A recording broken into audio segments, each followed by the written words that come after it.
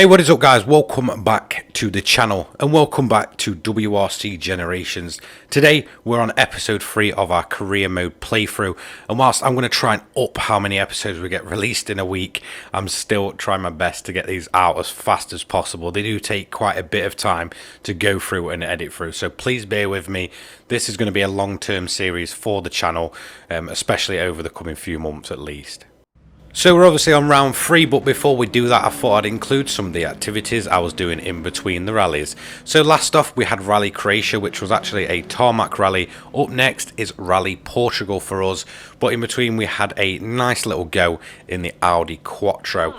Now with this car it's a completely different beast from those modern rally cars, and especially from the WRC Juniors, which we're currently partaking in the career mode. So it was really awesome to just get a bit of a side kind of rally going in this car. One of my favourite rally cars of all time, and it sounds absolutely awesome. Have a listen to this.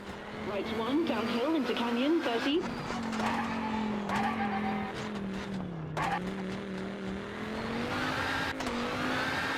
Left 3, narrow.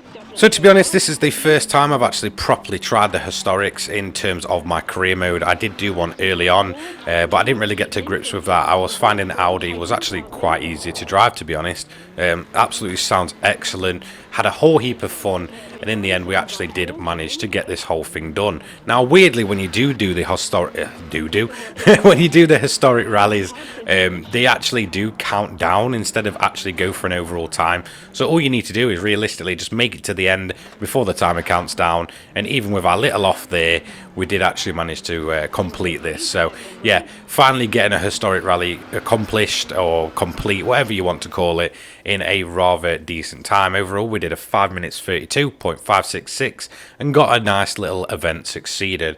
But that's all that really went on in between the Rally Croatia and Rally Portugal. So let's head to Portugal and catch up with our career mode properly. So obviously this is event 3, like I said, and we're going to start by doing the shakedown. Obviously we're back in our WRC Junior car for the season, and we're actually going to get off to a flying start in Portugal. You know, feeling a little bit rusty at first, considering this is actually our first kind of gravel rally. We've obviously done snow, we've done tarmac in Croatia, and now we're obviously in Portugal, where it's a lot more kind of gravel, dust, sand, whatever you want to call it, on these awesome roads. Now we're actually going to have a very dominant rally overall here. You know, I don't kind of want to spoil it, but we had a much easier time in Portugal than we did in either Sweden, where we had to do that excellent comeback last off, or in Croatia, where we was absolutely down and out through the whole rally until we got to the power stage and managed to absolutely fly for some reason out of nowhere and find performance where I just didn't expect it, and probably got one of the best wins I think I ever have in a, you know, racing rally game of all time. So that is the shakedown done. We've got some extra tyres for that, so it was time to get some repairs done to the car as fast as possible and get out there for the proper meat of this rally, you know, the proper stages. So we're going to get the car as repaired as possible, like I said, and we're going to head out to stage 1. As you can see, it's starting off on the tarmac, but it's pretty quickly going to turn to dirt as we take a nice little sharp right hander here. As you can see, I'm just trying to get used to the feeling of the car. We've got it set up a bit different for this one, as you know, kind of quite a bit of ride height on this one. It's quite high up, especially in comparison to how, you know, low we had it set for Croatia. And as you can see, it's going to take a little bit of getting used to, but we're going to get nice and well away. By the time we get to the end of Sector 1 through Stage 1, we are already 10 seconds up. So I'm already starting to feel quite confident here. Now this is a stage I was, you know, rather quite good at within WRC 10 previously, and not really much has changed in terms of, you know, the stage overall here. It's pretty much the same layout, I believe, even the same shakedown. However, when we start well, we know it's pretty quick before we're going to end up having an off. And the rain started coming down, and quite quickly we decided to pretty much go off the edge of a hill. We did get going, but we took a 5-second penalty. Now I believe that's actually going to be our only penalty overall, so that 10-second lead did drop down to a 7-second by the time we get across for Sector 2. In terms of Sector 3, we managed to survive the rain pretty much and extend that lead to 13 seconds. So it's looking like we've got much more pace over our competitors, and the rain is going to quite quickly, slowly fade away. In terms of, you know, hanging around. It didn't hang around for the whole stage, and then we get to one of my my most iconic and favourite parts of all of Portugal. This little town area, it's so complex and it could be quite easy to get lost in, to be honest. There's no real proper markers, you're just kind of throwing it around and hoping for the best. We got through there nice and cleanly, powering out of the little village and back onto the gravel roads as we continued on with stage 1. In terms of our another little off, we did have a little spin here. As you can see, we actually spun the car fully around, but we're pretty much in the lead at this point, just wanting to get the car going as quickly as possible with the minimum amount of damage, managing to stop the car rolling off of there. Now we are actually using the hard compound of tyres, so we're not got outright pace, we're not at our fastest setting or anything like that. So it's going to be a pretty moderate time, just trying to get, drag these hard tyres out for a couple of stages, as we now sit at a 12-second lead. And then we're going to do the big jump across the line. We're just going to go absolutely flat out, taking a bit of damage to both the turbo, engine and suspension there as we absolutely clatter the floor. But we are going to cross the line overall with a 7 minutes 38.535. But is that enough come the end of the stage? Obviously, we had a pretty decent lead throughout, and it was by 21.407 seconds over second place. I don't know how we managed it, even with a couple of offs, but that's a pretty sizable lead, especially to carry into the next few stages. So it's time to put a few fresh tyres on. Obviously, we've got a couple of spares here. We haven't been able to repair or put any new kind of tyres in the inventory in terms of this stage, so we just put some fresh ones on the front, obviously being a front wheel drive car, and we're going to get going pretty quickly. Now, one thing to note is that this is one of the most awkward starting positions of any rally, in my opinion. It's straight downhill, and we've kind of just misjudged our braking area. But overall, this is going to be another pretty clean sweep in terms of the stage. It's absolutely awesome because you're pretty much hanging off of these cliff sides or, hillsides, whatever you want to call them, on some of the tightest roads I think I've ever seen in this game. By the time we're at this second sector, we're already 9 seconds up, so we're making pretty good time. We're absolutely just flying over the bumps, still being careful not to kind of just land it a bit wrong and go into a big roll. But by the time we get to the farm sector, we are continuing to push, and now all of a sudden we are up by 30 seconds in this single stage, which is pretty good if you ask me, to be honest. Absolutely dominating the AI out here, so I may have to look into maybe just turning them up a bit in terms of the rallies as we keep going. So overall we did 6 minutes 36.019 for stage 2 of Rally Portugal. Overall we was 39.316 seconds up over second place. That is going to give us a nice sizable lead in terms of the overall. As you can see, just over a minute to second place, even with that 5-second penalty in stage 1. So after stage 2, we had a bit of downtime, so it was time to repair the car as much as we possibly could, ready for a super special stage. This is actually going to be our first super special stage of the whole game so far. Rally Sweden only had the power stage as well as Croatia. Now at Portugal, we're going to get a super special stage, so it was time to put the soft tyre compound on and try and get this done as quick as possible. Now, what is a super special stage? Essentially, you're on more of an enclosed track, and you actually do have a bit of a head-to-head rival going off. So we'll actually be side by side with another car, and we'll kind of switch lanes and swap over, and you go around essentially twice through the whole layout. So you'll do one part of it, the second part, and then you go onto your second time round and essentially rinse and repeat, with a car obviously on the left hand side of us in terms of our starting position. So we are going to go head to head, and we're going to try and get this done nice and quickly. Obviously we're on our faster compound of tyre, and we're on the kind of mixed surface, so we've got a nice fairly sizable chunk of tarmac where we've got plenty of grip, and then again we're going to go into more of what I feel like is more mud than it is sand. It really feels quite thick and dense. As you can see, we're going to get it a little bit wrong going into that left-hander, but it's not really going to cost us too much time. Quite a decent layout, quite short, quite quick in terms of this Portugal super special stage. So we're going to do our first little go round. We're going to get around that little tight hairpin, which it can quite easily catch you out and you can get caught on it, but we're going to be 4 seconds up by the time we do our first pass.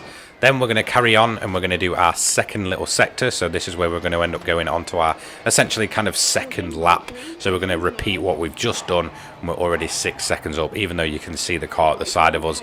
According to this, we are 6 seconds up because that's just how it kind of works when you're crossing over and such. Then we're going to finish it off with that awkward little hairpin. As you can see, the car looking like it's going to go across the line first, but it turns out we were just overall much quicker than them. So we're going to do it overall in a 2 minutes 56.539 for our first ever super special stage. But is that enough to outright win it? And yes, it was by 13.22 seconds. So we've got a massive sizable chunk really over any of the AI, and we only have one more stage left, that being a power stage, which, as you may kind of realize by now, are much longer, much more grueling, and if something goes wrong it can cost you a ton of time. So again, we're going to repair the car as much as possible. We took very little kind of wear and tear in terms of that last stage, so I think we're pretty much going to get the car all but repaired. I believe the suspension is just kind of going to be left at 99, and then again we're going to put some more tires on it. So we're going to put as fresh as possible as we can go. We're actually going to go with soft tires. So this is what I did in Croatia, managed to, you know, get that last minute win after being so far behind. So we're just going to try and do the same here. I know we're in the lead and we don't want to take too many risks, but I feel like these will be enough just to kind of get us through this last stage. So the last stage is up, the power stage. Another long grueling stage. We're looking at anywhere from 15 to 20 minutes. Now I believe we're actually going to do this over on about 16 minutes or so, but again, if anything goes wrong here and with how long it is, you can really cost yourself a ton of time. So all I really need to do is keep it as steady as possible and as clean as possible, and essentially just make use of that massive gap we've got. As you can see, it's 20.07 kilometers long, a decent amount of elevation. It's 99% gravel, 1% asphalt, and yeah, we just got to pray and hope. But me being me, well, I'm a little bit of an idiot and I like to just go as fast as possible, so I wasn't worried about the risk of damaging the car or anything like that. So if we do end up with a big roll halfway through the stage and we end up crawling to the end, you know, so be it. Like I say, and like the late great Colin McRae said, if in doubt, flat out. So we're going to come to the end of Sector 1 here, and we're already 6 seconds up. We're 1 minute 45 into the stage with a 6-second gap, and it's already looking good. And I just don't feel like slowing down. So when we get to Sector 2, we're now 20.1 seconds up. Going through the little town, the rain started to come down. Now this can be a problem, or we can use it to our advantage. Obviously you saw previously we did exactly that and took advantage of the rain. It's going to make the dirt much more slippy. Obviously we're on the soft tyre, but the rain passed pretty quickly, so it didn't kind of hold us back too much. By the time we got to kind of the midpoint, was 56.732 seconds up over second place. So at this point we must be over like 2 minutes up on P2 overall in the rally. Now the rain did come down again, so varying weather really kind of playing its part here. So all I need to do is just cruise around with a 1 minute 16 gap. But no, this is me, and I like to just go as fast as I possibly can. I'm not bothered if I slip off the road and take damage. I will drag that car to the end. Now we did have a little off where we did earlier. As you can see, we're going to spin the car around again. We obviously have a 1 minute 26 second gap at this point, so we can kind of afford to, you know, spin out a little bit, but we are going to get it going much quicker than previously. So we're coming up to the end of the stage here, and it's a really fast sector, and I'm not even worried about the car at this point. I'm going flat out and I'm just going to absolutely hammer the jump. Over we go, smash the bottom end of the car. So I don't know how we've not absolutely totaled the cars, you know, hitting these jumps here at Portugal. But we are going to go across the line in 15 minutes 51 seconds 0.156, which, come on, let's be honest, that has got to be enough to give us an overall rally victory, giving us 3 out of 3 wins in terms of the rallies we've participated in, with 2 pretty, you know, shock victories, especially Croatia being a highlight. This was a complete opposite. This was just absolute domination over the rest of the field. As you can see, in that stage alone, we was 1 minute 35.365 up over second place. They weren't even in the 16 minutes, and somehow we was in the 15s. Overall, we did a 33 minutes 2 seconds 0.249 with a gap of 2 minutes 55.4 over second place, almost 3 minutes better off than P2, and that is going to give us our 3rd out of 3 rally wins. Now, I feel like with how dominant we were there, we have to turn the AI up. I feel like I'm getting much more used to the game, and I kind of want to increase that challenge, even though we are only in the junior category. It's getting a little bit uncompetitive at this point, and I feel like we're very quickly heading to a decent seat within WRC2, sorry. But it's just another string to our bow, and it's going to give us more strength going forward. At this point, I feel like we can't really be beaten in the championship. Obviously, there is a possibility if we absolutely wipe ourselves out in the next few stages, but I don't think we will. As you can see, we're on 105 points to P2's 69, so we've got a pretty sizable gap. We've just got to keep on pushing, take as many victories as we can, and just hopefully land that WRC2 drive left. So that is the halfway point of our season over and done with, really. So it's moving pretty quickly, and we're going to keep on moving to try and get that WRC Junior Championship. So come back next time for Rally 4. Rally 4, by the way, I believe will be Estonia, so you don't want to miss that one. Hopefully we can continue the form we're on. I'll up the AI, and hopefully we'll just get some nice close battles yet again. But that's going to be it for today's video. Don't forget to like, comment and subscribe. Turn those notifications on so you don't miss an upload from me. I'll be continuing my WRC Generations coverage for as long as I possibly can as we try and push to those Rally 1 cars. See you later, guys. Peace.